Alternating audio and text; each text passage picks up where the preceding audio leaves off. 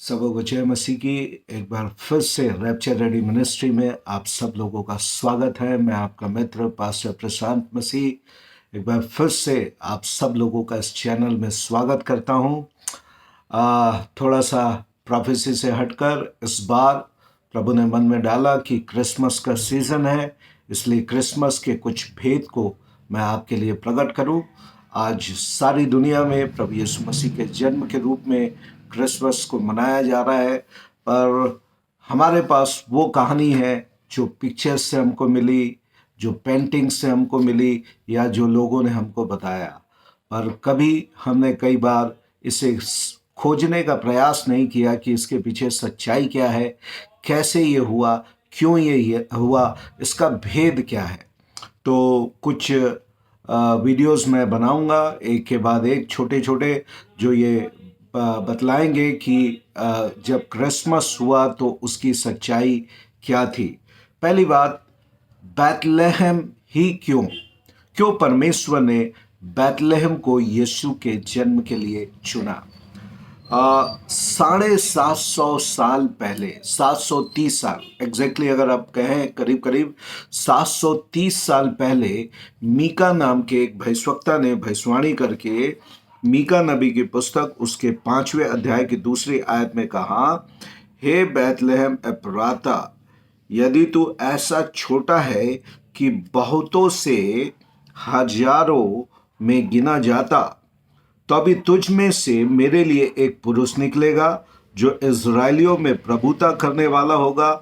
उसका निकलना प्राचीन काल से वरन अनादि काल से होता आया है। यहाँ पे बाइबल कह रही है कि बैतलहम एफ्राता सबसे छोटा भी है, पर उसमें से एक अधिपति निकलेगा। 730 साल पहले मीका नबी ने प्रभु यीशु मसीह की भविष्यवाणी करके कहा कि उसका जन्म बैतलहम में होगा, जो अचानक से नहीं हुआ। देखिए परमेश्वर कैसे अपने कार्य को करता है।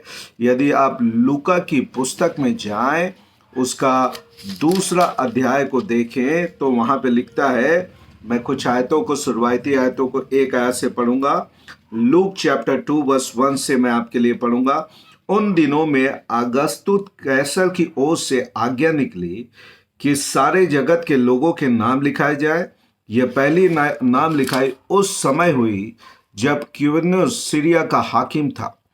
सब लोग नाम लिखवाने के लिए अपने अपने नगर को गए। अतः यूसुफ भी इसलिए कि वह दाऊद के घराने और वंश का था, गलील के नासरत से यहूदिया में दाऊद के नगर बैतलहम को गया कि वह अपनी मंगेतर मरियम के साथ जो गर्भवती थी नाम लिखवाए।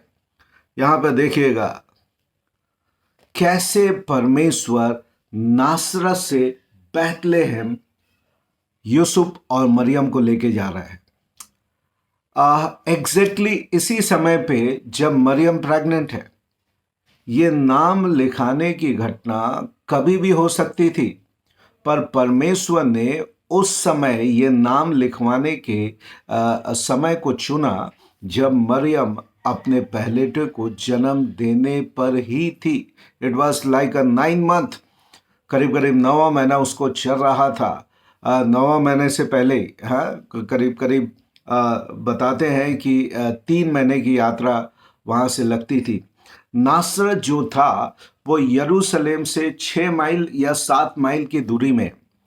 परमेश्वर चाहते तो यरूशलेम में प्रभु यीशु मसीह के जन्म को करवा सकते थे, जो कि काफ़ी करीब था, पर इतनी दूर की यात्रा, वो भी एक महिला जो प्रेग्नेंट है, जिसके लिए 3 महीने, मैंने कहा 3 दिन का समय बैतलहम को पहुंचने के लिए, नासरत से बैतलहम करीब 3 दिन का समय वहां पे पहुंचने के लिए लगता है। परमेश्वर ने उसी को इसलिए चुना क्योंकि एक खास जगह बैतलहम है। इसलिए ये नाम लिखाने का नियम परमेश्वर ने यहाँ पे अधिकारी के द्वारा निकलवाया कि सब लोग अपने नेटिव प्लेस में जाएं और अपने नाम को दर्ज कराएं। इस तरीके से परमेश्वर ने अपनी योजना को पूरी करने के लिए बैतलहम में यूसुफ और मरियम को लेके आया। पर बैतलहम ही क्यों? यरूशलेम क्यों नहीं और कोई दूसरा क्यों नहीं? अगर आप बाइबल में देखें, बैतलहम का मतलब होता है रोटी का घर, रोटी का घर। और बाइबल में लिखा है यीशु मसीह के बारे में, अगर आप यूहन्ना रचित सुसमाचार को पढ़े तो यीशु मसीह ने कहा, सच्ची रोटी जो जगत में आने पर थी वो मैं हूँ, जीवन की रोटी मैं हूँ। यीशु मसीह ने कहा, जीवन की रोटी मैं हूँ, सच्ची रोटी मैं हूँ जो स्वर्ग से उतरने पर थी। तो यीशु मसीह भी बैतलहम है, जीवन की रोटी है, रोटी का घर बैतलहम है। और यीशु मसीह भी जीवन की रोटी का सोर्स अर्थात घर है। नंबर 2, यदि आप देखें तो बैतलहम जो है यरूशलेम के पास से कहा जाता है, इसलिए कनेक्टेड है कि बैतलहम में क्या होता है कि भेड़ खासकर भेड़ और जानवर जो मंदिर में बलिदान करने के लिए चढ़ाए जाते थे, वो बैतलहम में ही तैयार होते थे। बैतलहम वो इलाका था जहाँ से भेड़ों को तैयार करके, इस जानवरों को तैयार करके मंदिर में टेम्पल सेक्रीफाइस के लिए वहाँ पर जानवर भेजे जाते थे। और बाइबल में यीशु मसीह के बारे में लिखा गया है, यूहन्ना रचित सुसमाचार 1 अध्याय में यूहन्ना ने कहा, ये परमेश्वर का मेमना है जो जगत के पाप को उठा ले जाता है।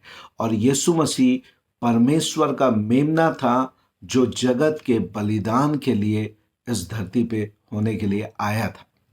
और इसलिए बैतलहम में जब दूसरी भेड़ें तैयार होती है बलिदान के लिए, यीशु मसीह को भी बैतलहम में जन्म लेना आवश्यक था कि मेरे और आपके पापों के लिए एक परफेक्ट लैम्ब बनकर वो बलिदान हो सके। यहाँ से 2 बातें सीखने के लिए मिलती है।